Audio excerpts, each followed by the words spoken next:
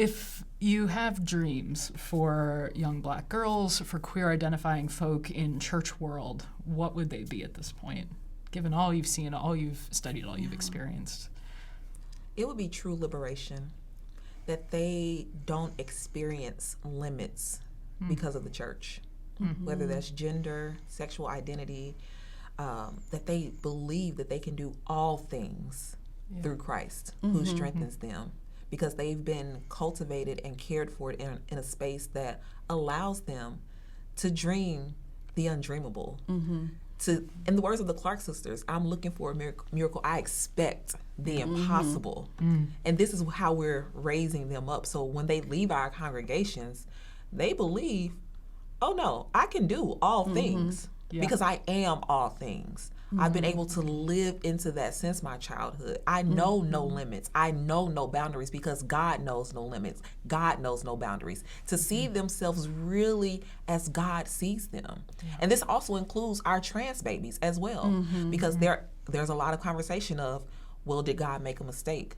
God may not have made a mistake, but God also gives us free will and choice.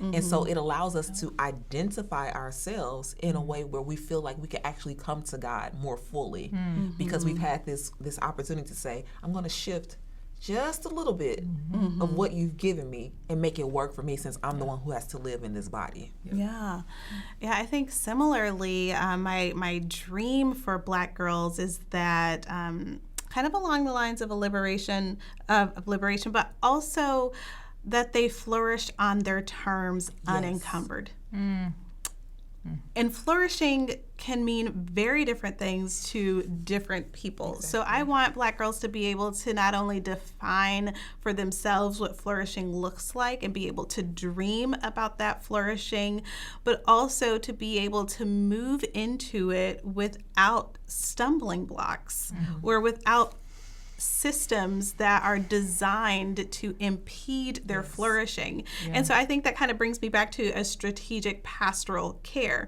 because we have to address systems strategically so that Black girls can move through life unencumbered. Because if the stumbling blocks remained, I did not care for them well enough. That was something on me. Like, I could have done better in my care, because I am interested in the holistic care of Black girls, that which includes those social systems, includes schools, families, medical systems, whatever it is they are involved in, so that they can experience that true liberation. Yes.